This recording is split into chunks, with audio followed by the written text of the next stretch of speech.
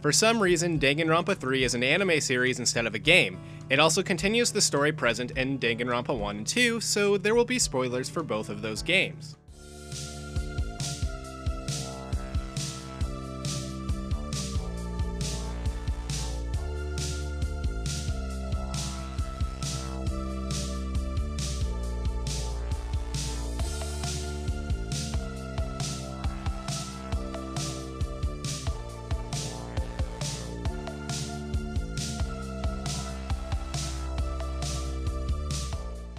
What originally started out as an anime adaptation for Danganronpa 2 Goodbye Despair ended up turning into something else. What's different this time, other than the fact that it's not a game that someone plays, is that the main characters are returning characters. The anime is set up in 3 chapters: the Future Arc, the Despair Arc, and the Hope Arc. It's best to start with one episode of the Future Arc and then switch to one episode of the Despair Arc and then repeat this process until reaching the Hope Arc. Watching it this way will make certain events more surprising when they come up. This is also how episodes aired when the anime came out. The Future Arc stars Makoto Naegi after the events of Danganronpa 2, where he works for the Future Foundation and he is under arrest for treason for protecting people known as the Remnants of Despair. Unfortunately, everyone who gathered for his trial, which include Aoi Asahina and Hiyoko Kirigiri, are forced into another killing game by Monokuma. This bastard just won't die for good, will he? However, this killing game isn't like the previous ones. This time, everyone is given a bracelet that releases a sleeping potion at a fixed time. While everyone is asleep, a traitor ends up killing one of the Future Foundation members. This isn't the only interesting thing about the bracelets. Each one has a forbidden action where if whoever is wearing that bracelet performs that action, they will die. While I like that concept, some of the forbidden actions are extremely stupid. Anyways, to survive, they have to figure out who the traitor is and try not to be killed, especially Makoto since he's under suspicion. The other difference is that there are no class trials held. It's just Makoto and several other members of the Future Foundation running around a building and trying not to die. The problem with this new killing game is that a lot of the new characters end up dying before you can even care about their existence. For some of these characters, what you see in the Future Arc up until their deaths is all you're going to see of those characters. You only get to see more of a few of them in the Despair Arc, which is a prequel to the entire Danganronpa series. It mainly stars the class from Danganronpa 2. For the most part, Chiaki Nanami is one of the most important characters in this arc because of the impact she had on her class. Eventually, she meets Hajime Hinata, a boy from the reserve course, which people get into by paying a high tuition fee rather than having some kind of ultimate talent. Hajime had longed for talent, but after some of the crap he put up with, he ended up disappearing, causing Chiaki to worry. It isn't long before the ultimate despair, Junko Enoshima from the first game, shows up and starts causing hell. You bitch, I'll never forgive you for what you've done. After all this happens, several incidents involving murder are created, and not every character makes it to the end.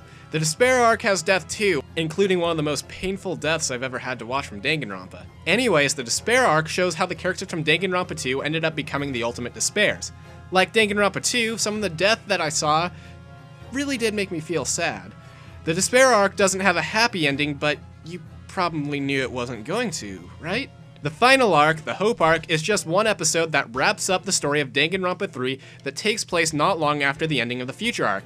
This arc shows what happens to the survivors of Monokuma's final killing game and the cast of Danganronpa 2.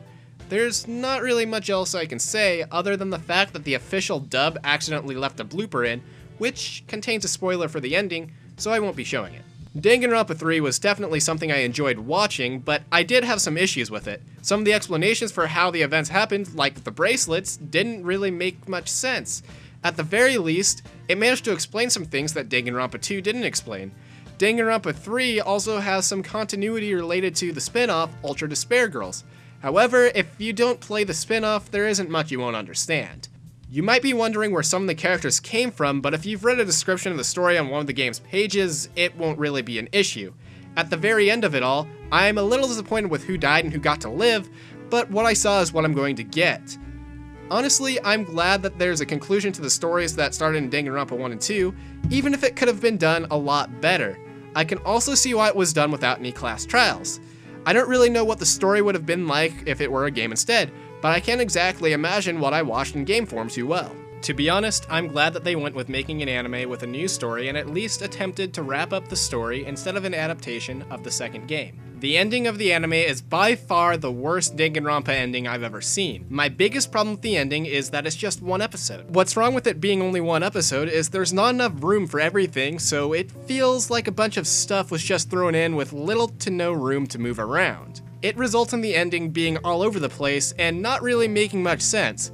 Seriously, I didn't really understand what was going on in the ending. It's not just the ending, there are things from earlier on I didn't like. While we get to see the development characters like Byakuya Togami got, even if it's not much, some character appearances are pretty pointless. For example, Yasuhiro Hagakure is in the anime for literally no other reason than the fact that he's one of the survivors from Trigger Happy Havoc.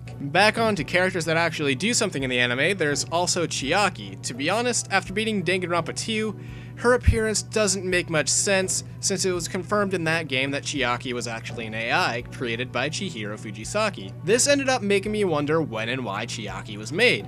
However, according to the Danganronpa wiki, it is revealed that the AI was intended to appear as a suitable image created from the memories of the class from Danganronpa 2, which caused the AI to take Chiaki's form. It really sounds like someone just pulled this out of their ass, to be honest. Chiaki's not the only one that bothers me a little bit. There's also the ultimate imposter from Danganronpa 2. While the plot twist is bad, the ultimate imposter is actually somewhat a decent character, ignoring the bullshit ability he has. The ultimate imposter takes place of the only character introduced in Danganronpa 3 that I actually liked, Ryota Mitarai, so that he could stay home and work on anime. The ultimate imposter also shows some concern for the person he's impersonating. All this leads to the next problem I have with Danganronpa 3. Counting the characters that die before you can ever give a about them, most of the new characters aren't really that interesting, and I've forgotten most of their names. Ryota was the most memorable one for me because I found him the most interesting. This mainly had to do with his passion for anime and what it ended up causing. There's not much I can say about how Danganronpa 3 looks because it looks decent for an anime, but the soundtrack for each arc is amazing. There were several tracks I liked. In the end, I'm glad that I got into Danganronpa even though the series has some issues that are pretty bad.